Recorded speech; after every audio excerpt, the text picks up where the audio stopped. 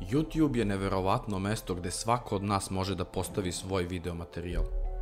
Naravno, zbog toga na ovom sajtu možete naći bukvalno sve šta vam padne na pamet. Od pesama, priča, televizijskih emisija, ali povremeno ćete svakako naići na neki, kako da kažem, u najmanju ruku uvrnut materijal.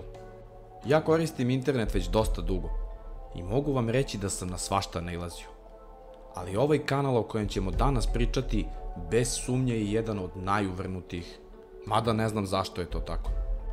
Upoznajte Benjamina Beneta, vlasnika istoimenog kanala na YouTube-u koji već 4 godine maltene svakodnevno snima. To nije ništa čudno, ima dosta ljudi koji to rade, ali je materijal ono što Benjamina izdvaja od ostalih. Svaki njegov video je sličan prethodnim klipovima. I taj video materijal je zapravo live stream Benjamina kako sedi u pozi za meditaciju, gleda u kameru i smeje se. Nikad ne progovara, pomera se minimalno, samo sedi 4 sata ispred kamere i smeška se. I tako 4 sata. I tako već 4 godine. Upravo zbog toga ovaj kanal i deluje uvrnuto. Upravo zbog toga što njegova praznina izmamljuje mnogo pitanja i nimalo odgovora. Najinteresantniji deo u toku njegovog silnog streamovanja je onaj kada mu nepoznata osoba ulazi u sobu. Hajmo da pogledamo taj video.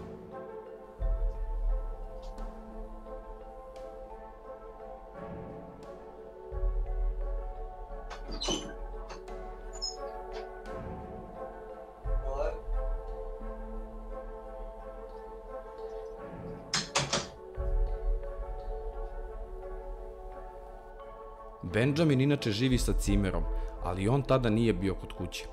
Benjamin je znao da je u pitanju provalnik i video je da u tom trenutku niko živ ne prati stream, ali je ipak odlučio da ostane dosledan svojoj ulozi i ne reaguje.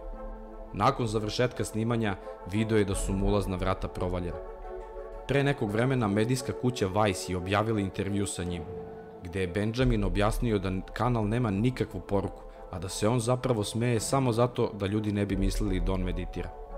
Ako mene pitate, ja bih rekao da je Benjamin vanzemaljac, koji ima zadatak da se infiltrira u ljudsko društvo. Pa je naravno pri polasku na misiju dobio smernice da ljudi vole da se smeju i snimaju za YouTube, što on i dosledno radi.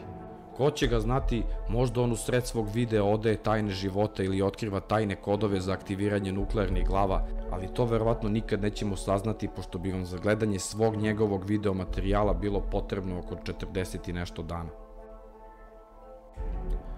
To bi bilo to što se tiče ovog klipa, nadam se da ste uživali, lupite like ukoliko jeste, a ukoliko vi imate neku svoju teoriju zašto Benjamin ovo radi, slobodno je napišite u komentarima.